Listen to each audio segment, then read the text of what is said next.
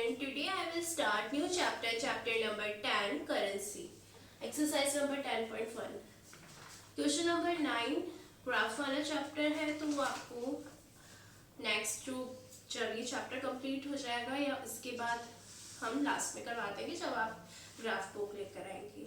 Okay, सो हम start करते हैं chapter 10 currency exercise 10.1 page number 87. Question 1 is a farmer sold wheat for 2058 rupees and 25 पैसे. एक जो फार्मर है, सोल्ड का मतलब बेचा, उसने बेचा वीट मतलब गेहूं को उसने बेचे.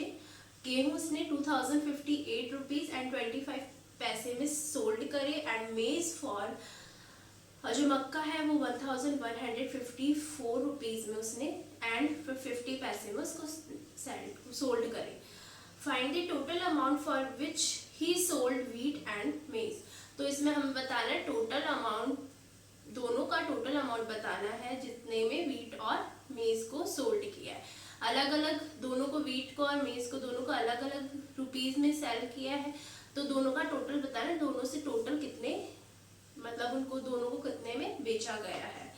तो आपको पता है टोटल करने वाले क्वेश्चन में हमें क्या करना होता है, इसमें एडिशन करना होता है, आपको प्लस करना है इस क्वेश्चन में, और आपको स्टेटमेंट अपने आप करनी है. बहुत इजी क्वेश्चन है, बस डिफरेंस इतना है कि जब आप डिजिट्स को अरेंज करोगे, जैसे क्वेश्चन 1 है, डिजिट जब आप अरेंज करोगे, यहाँ स्टेटमेंट लिखोगे तो आप एक साइड ऊपर लिखोगे रुपीज और एक साइड लिखोगे पैसे, थोड़ा डिस्टेंस में, ठीक है. फिर इसके बाद आपको लिखोगे यहाँ पे 2058, क्योंकि ये रुपीज में है, 2058 रुपीज है, 25 पैसे है, तो पैसे के नीचे 25 लिखोगे, ठीक है. और गैप होना चाहिए इनके बीच में. मेज है 1154 और यहाँ 50 पैसे, तो पैसे के नीचे 54 एंड देन आप इनको प्लस करना है, ठीक है. तो आपका आंसर रुपीज और पैसे में आ जाएगा. इस तरीके से अरेंज करना है, बस डिफरेंस इतना है. बाकी आपको स्टेटमेंट में ये क्या है वीट और ये क्या है मेज, टोटल अमाउंट या जो भी है, टोटल अमाउंट या सोल्ड अमाउंट जो भी है. सेकंड क्वेश्चन स्टेटमेंट अपने आप लिख लोगे आप. सेकंड क्वेश्चन है a vendor went to city carrying 8575 rupees and 75 पैसे. एक वेंडर है, वेंडर का मीन्स होता है बेचने वाला, ठीक है.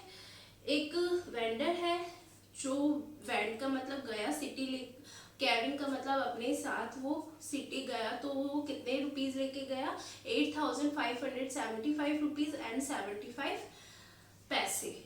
ही purchase cloth for 5052 rupees and 25 पैसे. अब उसने उसमें से 5552 रुपीज और 25 पैसे के उसने क्लोथ खरीदे. एंड ग्रॉसरी फॉर ग्रॉसरी जो है उसने 2070 रुपीज एंड 25 पैसे की उसने ग्रॉसरी ले ली. Find the amount of remains with him now. तो उसके पास अब कितने पैसे रहे, वो 8000 समथिंग पैसे लेकर गया था, उसमें से उसने दो चीजें खरीद ली, एक तो उसने क्लॉथ खरीदा, एक उसने ग्रॉसरी परचेज करी. तो अब उसके पास कितने पैसे रहेंगे, कितने रुपीज रहेंगे. तो इसमें आप क्या करोगे, पहले इस क्वेश्चन को दो टाइप से कर सकते हो.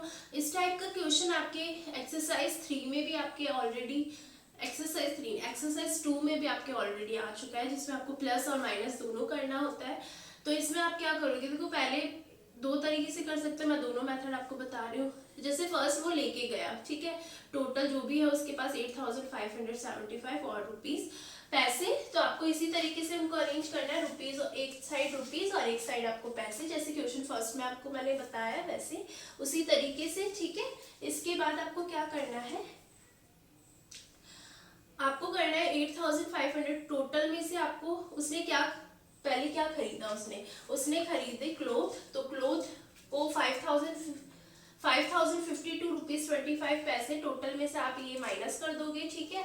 फिर उसके बाद जो अमाउंट बचेगा उसमें से उसने ग्रॉसरी ले ली, तो उसको भी आप माइनस कर दोगे, ठीक है. इस तरीके से आप कर सकते हो, तो आपका आंसर आ जाएगा. इसके अलावा पहले जो जो चीज उसने परचेज करी है, यानी क्लोथ और ग्रॉसरी उसने परचेज करी है, तो पहले उन दोनों को प्लस कर दोगे, ठीक है.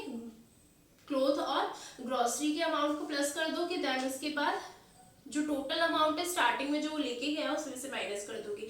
या तो पहले टोटल में से पहले फर्स्ट वाला क्लोथ का अमाउंट माइनस करोगे, जो आएगा उसमें से ग्रोसरी माइनस कर दोगे, क्योंकि ऐसे ही होता है। हम लोग टोटल कुछ भी पैसे अगर हम मार्केट जाते हैं, रुपीज लेके जाते हैं ना, फिर हम जैसे जैसे चीज खरीदते जाते हैं तो हमारे पास जो पैसे होते हैं वो क्या होते हैं, कम होते जाते हैं, कम होते हैं, मतलब माइनस हमें करना होता है कि हम, क्योंकि शॉपकीपर को हम देंगे, हम चीज खरीदेंगे तो हम क्या करेंगे, शॉपकीपर को रुपीज देंगे ना।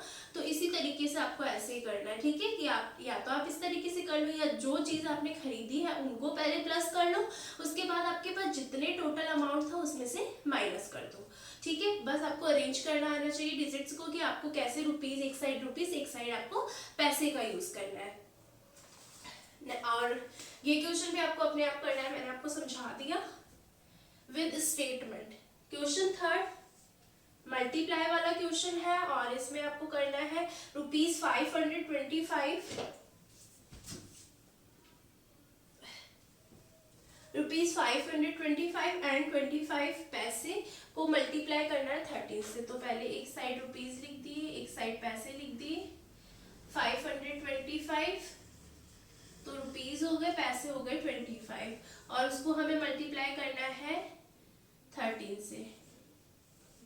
पहले 3 को 5 से करेंगे, ऐसे ही करना जैसे हम नॉर्मली मल्टीप्लाई करते हैं। 3 5 15 का 5 कैरी 1, 3 2 6 होता है, 6 और प्लस 1 कैरी 7, 3 5 15, 15 का 5 कैरी 1, 3 2 6, 6 और 1 7, 3 5 15, देन मल्टीप्लाई साइड, 1 5 5, 1 2 अब यहाँ नहीं लिखेंगे बीच में, यहाँ लिखेंगे, ठीक है।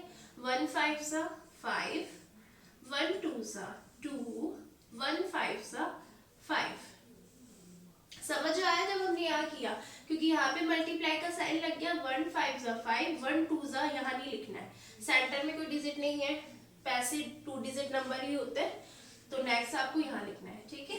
5 का 5 एज इट इज, 7 और 5 12, 2 कैरी 1, 5 और 1 कैरी 6 7 8, 7 5 12 का 2 कैरी 1, 8 हो जाएगा टोटल, 5 और 1 6। तो इसका मतलब क्या हो गया, आंसर हमारा क्या है, रुपीज 6828 रुपीज 25 पैसे। इस तरीके से आपको मल्टीप्लाई करना है, ठीक है students. So all the student do question number, question first बहुत इजी है तो आप रहने देना, इसको मत करना, ठीक है। Question second and question third का सेकंड दोनों में आपको, मतलब एक तो आपको क्वेश्चन सेकंड करना है एंड थर्ड क्वेश्चन में भी आपको क्वेश्चन सेकंड करना है।